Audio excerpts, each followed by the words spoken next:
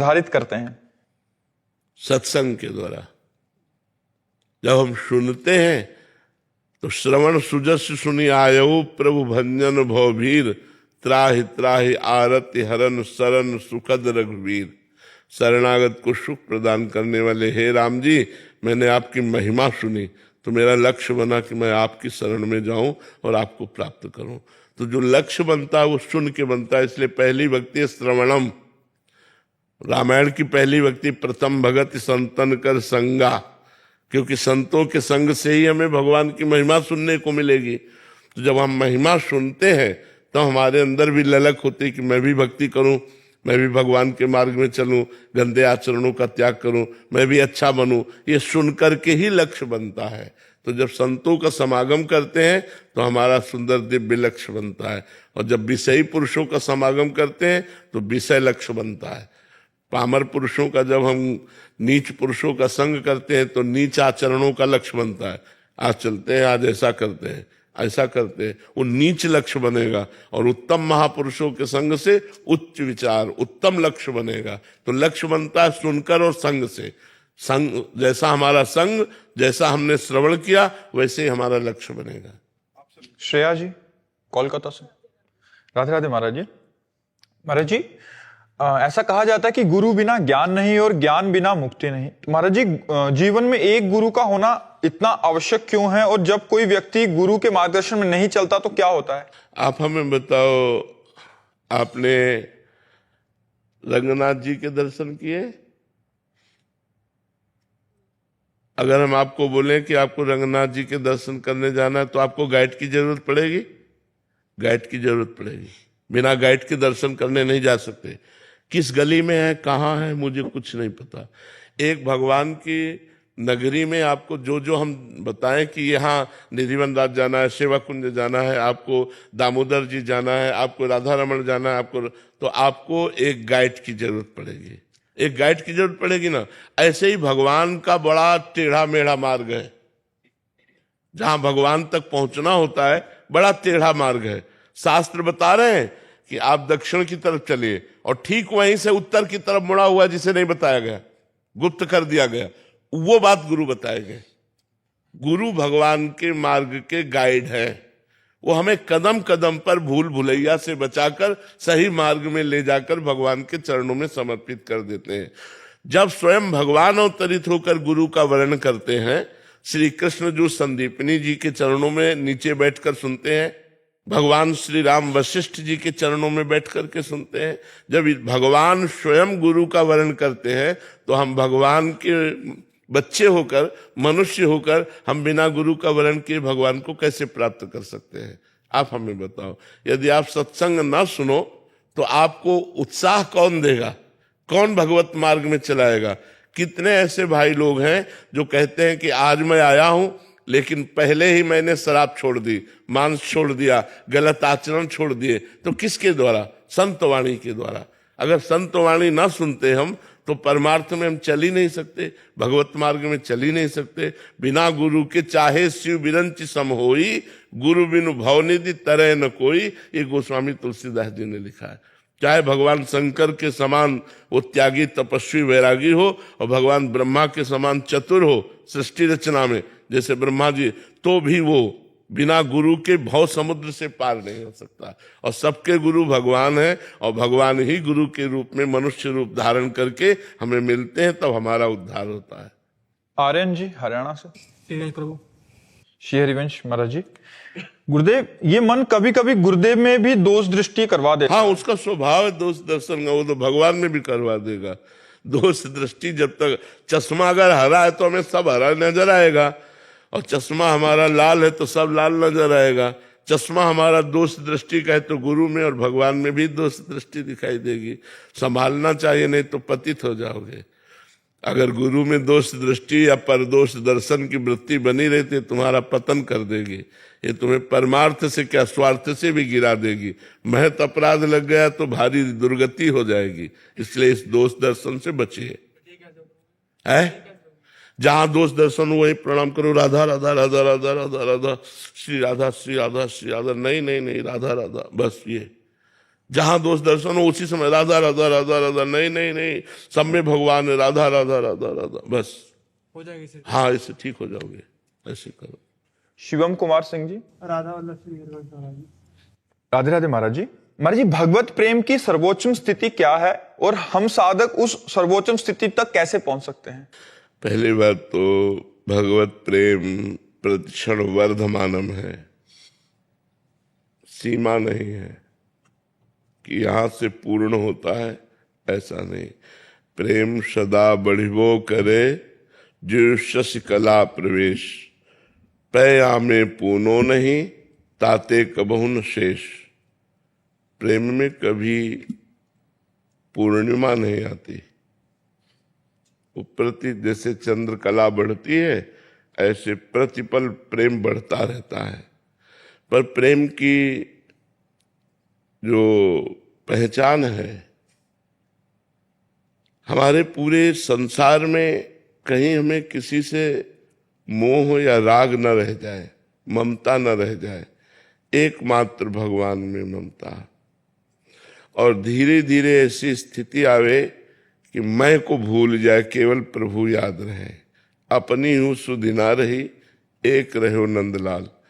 मैं पूरे देह का राग छूट जाए, इंद्रियों का भोग विलास छूट जाए, सावई मनः कृष्ण पदार विंदयो। मन भगवान के चरणों में ऐसे लग जाए कि इतनी तन्मयता हो कि हम अपने आप को भूल जाए, तो समझे कि हमें भगवान में प्रेम हो रहा है।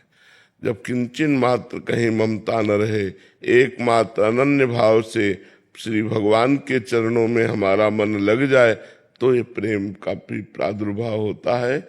देह कुटुंब ते जाए छूटी सबही विधि ना, तो देह से, परिवार से, भोगों से, सब प्रकार से मन हटकर एकमात्र भगवान में लग गया, तो बस अब प्रेम का अब वो लीला में प्रवेश पा जाएगा, भगवान की दिव्य लीलाओं का रसास्वादन करेगा। पर मैं का विस्मरण होना ही प्रेम है, मैं का विस्मरण हो जाना ही प्रेम है, अहम शून्य होना ही प्रेम है, पूर्ण दैन्य होना ही प्रेम है, कामना रहित होना ही प्रेम है। और ये अनुभव में आता है, अनुभव स्वरूपम, ये अनिर्वचनीयम प्रेम स्वरूपम। वाणी से प्रेम के स्वरूप का पूर्ण वर्णन नहीं किया जा सकता। वो अनुभव स्वरूपम, सूक्ष्मतरम, कामना रहितम, गुण रहितम, प्रतिक्षण वर्धमानम, ये प्रेम का स्वरूप है। साक्षी पटेल जी। श्री हरिवंश महाराज। श्री हरिवंश महाराज जी। महाराज जी, सेवा और भजन दोनों के बीच यदि समय का चुनाव करना पड़े तो किसे प्राथमिकता देनी चाहिए? दोनों को साथ। अगर हम रसोई सेवा कर रहे हैं तो राधा राधा कहने में क्या परेशानी है? हम सोहनी सेवा कर रही हैं तो राधा राधा कहने में क्या परेशानी है? हम फावड़ा चला रहे हैं, राधा राधा, क्या परेशानी है? सेवा और सुमिरन दोनों के द्वारा ही हम भगवत प्राप्ति करते हैं, और दोनों एक साथ होने चाहिए।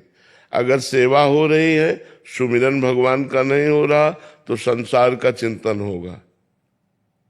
संसार का चिंतन होगा तो सेवा अधूरी मानी जाएगी।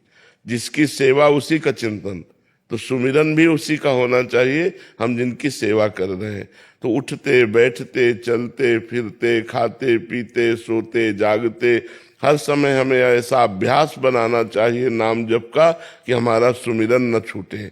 सेवा और सुमिरन दोनों चलना चाहिए, क्योंकि सेवा से शरीर पवित्र होता है और सुमिरन से मन पवित्र हो जाता है। जब तन मन पवित्र हो जाता है तो भगवान की भक्ति आ जाती है, और भगवान की भक्ति जिसके हृदय में आती है, सब दैवी संपदा सहित स्वयं भगवान उसके हृदय में प्रकाशित हो जाते हैं। वो धन्य हो जाता है, लोकों में धन्य हो जाता है। हाँ, सकल भुवन मध्य निर्धना तेपि धन्य। यद्यपि वो गरीब है, फिर भी वो समस्त भुवनों में सर्वश्रेष्ठ धन्य है, जिसकी हृदय में भगवान की एकमात्र भक्ति का प्रकाश हो गया, तो भगवान अपने लोक को, धाम को छोड़कर उसके हृदय में प्रकाशित हो जाते हैं। जिसके हृदय में भगवान प्रकाशित है उसको कितना अपार सुख मिलता होगा। सोचो, जो आनंद समुद्र के एक सीकर से त्रिभुवन का सुपास होता है, वो आनंद समुद्र भगवान हृदय में प्रकट हो गए और उसके आनंद की सीमा न रही। वो कभी नाचता है, कभी गाता है, कभी रोता है, प्रतिक्षण उसके भाव बदलते रहते हैं। सुने न काहू की कही कहे न अपनी बात, नारायण वा रूप में मगन रहे दिन रात। किसी की सुनना नहीं, किसी से कहना नहीं, भगवान हृदय में प्रकाशित हो गए तो भगवान के रूप छके घूमत रहे, तन को तनिक न भान, नारायण दृग जल बहाय यह प्रेम पहचान। नेत्रों से अश्रु बह रहा है, भगवान का रूप समाया हुआ है, परम धन्य स्थिति उसकी है। सतरत सतरत सा लोकांतार्यति, ऐसा महापुरुष स्वयं तर जाता है, स्वयं तर जाता है और लोगों को तार देता है। इसलिए धन्य है वही इस लोक में जो भगवान का नाम जप करते हुए सब कार्य करते हैं। जो भी सेवाएं हैं भगवान का स्मरण करते हुए करो, तो सेवा और सुमिरन दोनों साथ साथ अनुष्ठान करो। इससे भगवान की प्रेम लक्षणा भक्ति प्राप्त हो जाएगी और भगवान की कृपा से हमारा जीवन धन्य हो जाएगा। अरविंद राज जी। राधा वल्लभ से। राधे राधे महाराज जी। महाराज जी, स्वभाव क्या है और क्या हमारा स्वभाव पिछले जन्मों पर आधारित है? हाँ, पिछले जन्मों से आधारित है। स्वभाव हमारे त्रिगुण की रचना से स्वभाव की रचना होती है, सत्वगुण, रजोगुण, तमोगुण।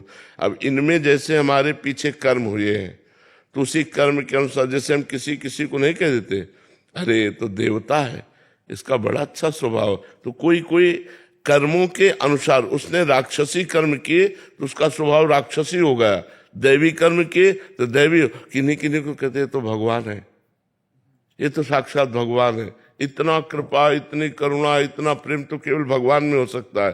तो हम किन्हीं किन्हीं संतों को, भगवान के भक्तों को साक्षात भगवान कहने लगते हैं, ये तो भगवान है। स्वभाव, जो हम कर्म करते हैं उसी का परिणाम जो बनता है वो स्वभाव बनता है। अगर हमारे कर्म दैवी संपदा वाले हैं तो दैवी स्वभाव बनेगा, और आसुरी संपदा वाले हैं तो राक्षसी स्वभाव बनेगा। मानुषिक कर्म है तो मानुषिक स्वभाव बनेगा, भागवतिक कर्म है तो भागवतिक स्वभाव बनेगा। वो पीछे कर्म के आधारित स्वभाव है। अब हम भजन कर अपने स्वभाव को बदल सकते हैं।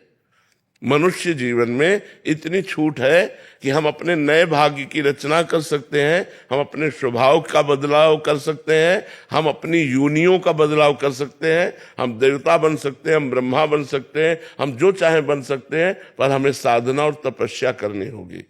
बिना साधना के, बिना तप के हमारा स्वभाव नहीं बदलेगा। स्वभाव बदल जाए। बोले इतने दिन से भजन करे तुम्हारा स्वभाव नहीं बदला, लोग कह नहीं देते इतने दिन से गुरु जी की सेवा करे तुम्हारा स्वभाव नहीं बदला। अर्थात भजन का प्रभाव स्वभाव पे पड़ता है।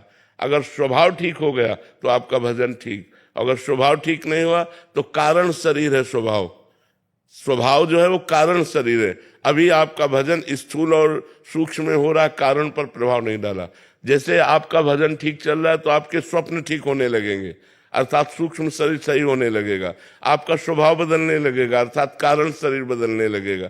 जैसे भजन करते करते सेवक जी कह रहे, यह जो पर्यो मोहि सहज स्वभाव, श्री हरिवंश नाम रस चाओ, नाव सुदृढ़ भव तरन को। बोले मेरा स्वभाव बन गया श्री हरिवंश, श्री हरिवंश, श्री हरिवंश, श्री हरिवंश कहना मेरा स्वभाव बन गया। राधा राधा राधा राधा राधा राधा रटना, तो कारण शरीर पवित्र हो गया।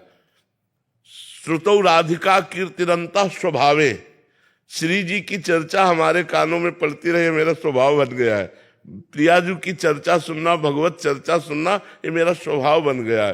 तो स्वभाव बदलता है हमारे आज के आचरण से और बनता है कल के आचरण से। जो हमने पूर्व जन्म में आचरण किए उसी से आज स्वभाव बना। आज हम भजन करेंगे तो भजन बल से हम स्वभाव को बदल सकते हैं। भजन बल बहुत बड़ा बल है। महाराज जी, अगर मैं आपका प्राण प्रिय नाम जप करूं तो आप मुझको निकुंज में लेके जाओगे? जरूर, नाम में इतनी सामर्थ्य, जरूर इतनी नाम में सामर्थ्य। आप नाम जप कीजिए। महाराज जी, मैं आपका प्राण प्रिय जितना हो जाता है उतना कर लेता हूँ।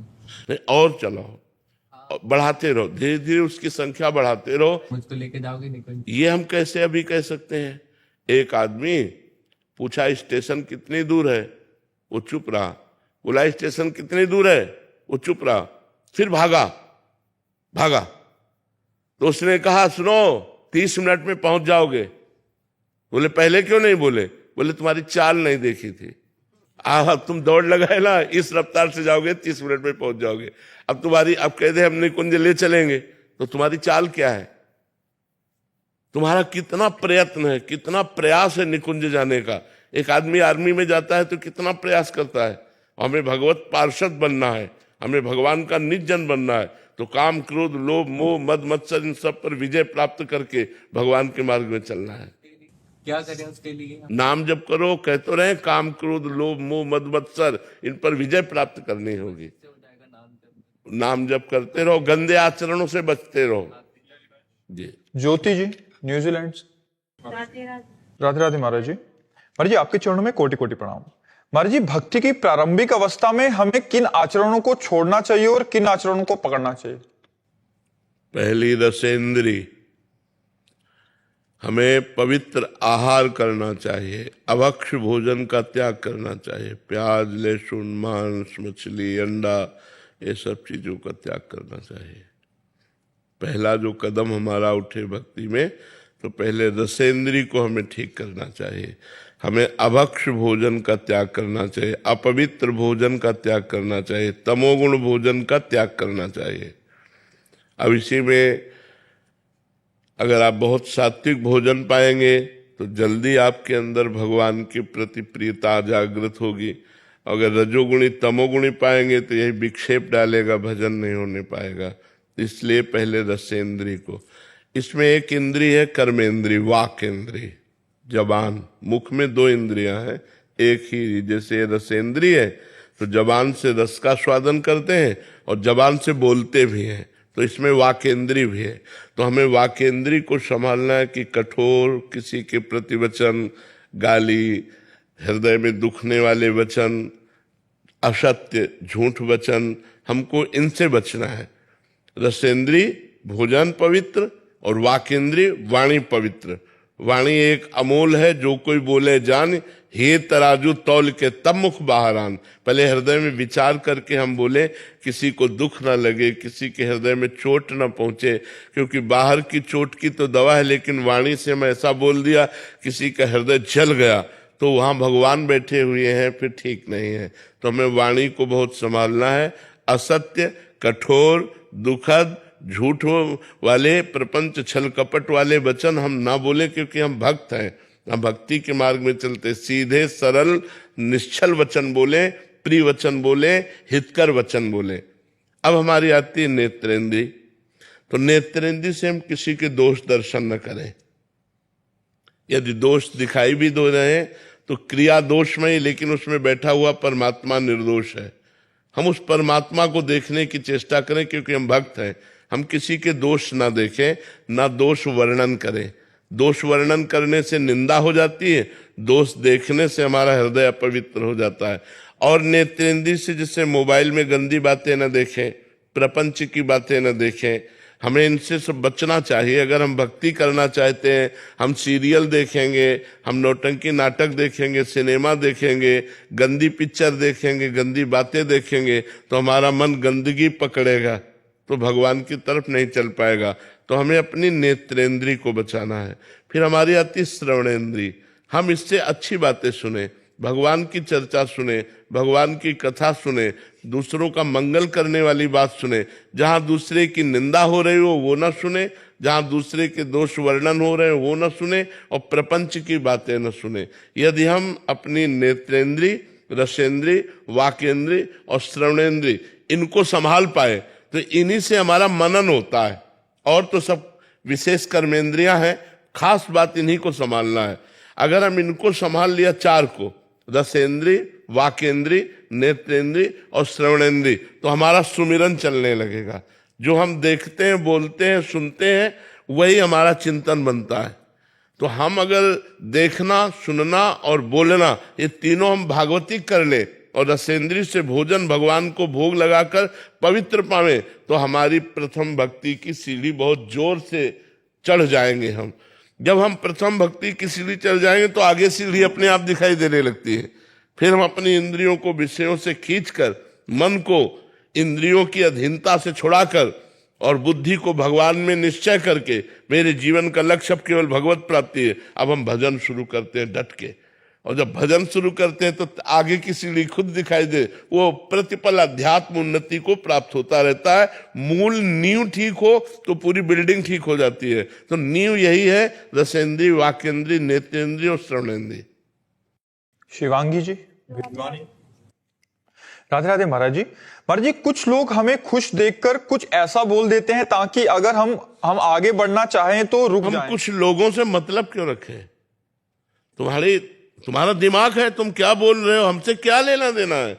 हम अगर लोगों को देखकर जिएंगे तो कभी जी ही नहीं सकते, हम जी ही नहीं सकते। अगर 4 लोग आपको अच्छा बोलेंगे तो 4 लोग आपको बुरा भी बोलेंगे। उनकी खोपड़ी है, उनका दिमाग है, वो तुम में बुराई देख रहे हैं। तो हमें चाहिए कि लोगों से मतलब नहीं रखना चाहिए। जरूरत पड़े तो लोगों का हित कर देना चाहिए। लोग हमारे पर कैसी दृष्टि रखते हैं ये हमें नहीं देखना। लोग हमको क्या कहते हैं हमको नहीं सुनना। कोई आकर तुम्हारे पास कहे, वो लोग ऐसे, उनसे चुप शांत, हमको दूसरे से नहीं। हम अपने दिमाग से जिए, हम अपने माइंड को खुश रखें, हम अपने माइंड को अपने अंदर ही रखें। हम अपनी बातें सुने, अपनी बातें करें, दूसरे की बातें ना सुने ना दूसरे की बातें करें, तो आप बहुत अच्छे इंसान हो जाओगे। हमको अपने में जीना है, दूसरा हमको क्या कहता है। लोग परेशान इस बात में, अगर 4 वाह वाह कहेंगे तो 4 तुम्हें गाली भी देंगे। संसार ऐसा है, इसलिए हमको दूसरे से कोई मतलब नहीं रखना। अच्छा चलना है, अच्छा खाना है, अच्छा सोचना है और मस्त रहना है। हमें दूसरों से कोई मतलब, लोग तो कुछ ना कुछ कहते ही रहेंगे। हम लोगों से कहां तक चुप करवा पाएंगे? किसी को नहीं चुप करवा सकते आप, किसी भी स्थिति में चुप नहीं करवा सकते। संसार का बड़ा विचित्र स्वरूप है, इसलिए हमको मस्त रहना है। हमें अपने आप में मस्त रहना। जो हमारी बात मान लेगा वो मस्त रहेगा। अपने आप में मस्त रहना सीखो। पीछे वाला गाली दे रहा है, छोड़ो, वो उसका माइंड है, वो उसका दिमाग है। तुम्हारा दिमाग, तुम अपना दिमाग उसके दिमाग में क्यों लगा रहे हो? उसका दिमाग परेशान है, तुम्हारा दिमाग परेशान हो जाएगा। वो जल रहा है, वो अपने दिमाग से जल रहा है, तुम उसको छुओगे तुम्हें जलन पैदा हो जाएगी। तुम्हें छूना नहीं, कनेक्शन नहीं बनाना, अपनी मस्ती में रहना, अपनी मस्ती में रहना।